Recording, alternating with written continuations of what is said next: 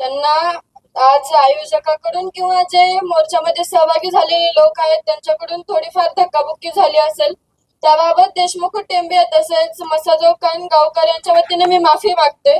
आम्हाला तुमची सुद्धा गरज आहे, जशी लोकांची गरज आहे. आज सर्वजण आमच्या सोबत आहात, तसं तुम्ही पण आमच्या सोबत आहात झालेल्या घटनेत, झालेल्या दिवशीपासून. आणि आम्हाला सुद्धा न्याय मिळूच तर नाही तर पुढच्या वाटचालीसाठी तुमची सुद्धा गरज हवी आहे. आणि माझ्या वडिलांची हत्या जी झाली, माझ्या वडिलांची किंवा सोमनाथ दादाची म्हणण्यापेक्षा एक माणुसकीची आज हत्या झाली आहे. आणि त्याच माणुसकीच्या नात्याने आज तुम्ही आज लाखोच्या संख्येने आमच्या पाठीमागे आहात. म्हणजे बाप म्हणजे ही खूप वेगळीच गोष्ट असते. जोपर्यंत म्हणतात ते माणूस केल्याशिवाय कळत नाही. बाप ही वेगळीच, म्हणजे बापाचे शब्दच खूप वेगळा आहे. ज्यावेळेस बाप सोबत असतो किंवा फक्त बाप आहे म्हणायला खूप मोठं मन लागतं. आणि जर बाप आहे असं म्हणलं, बाप आहे माझ्या घरी माझ्या पाठीमागं असं म्हणलं ना, तरी कितीतरी लाखो हत्तीचं बळ अंगात येतं. पण आज ते बळ माझ्याकडे नाहीये. पण आज जो लाखोनी समाज मी बघते, जो आज तुम्ही आमच्या पाठीमागे आहात, हे बघून ते थोडस विसरल्यासारखं होतं.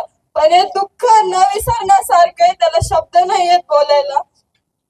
आणि माझे वडील आज जिथे कुठे असतील त्यांचा आशीर्वादाचा हात किंवा नम्रता, आता शब्द पण नाहीयेत की त्यांची ती प्रेमळ भावना, त्यांच्याबद्दलचे आमचे विचार, त्यांचे स्वप्न आमच्याबद्दलचे हे कायम असेच राहतील. आणि त्यांना सुद्धा सांगते की जे तुमची शाबासकीची थाप आहे ती कायम आमच्या पाठीमागे राहू द्या.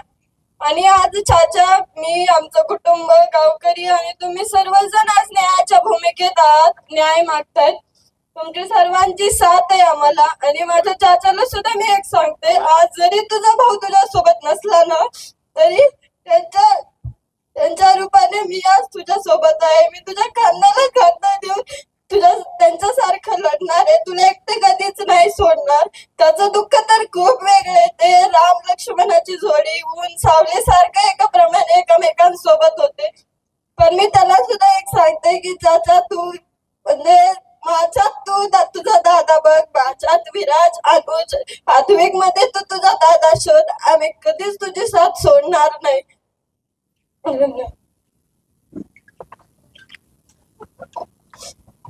वैभवी हे अश्रू सरकारला नक्कीच जाग आणून देतील. आमचे सर्वांचे अश्रू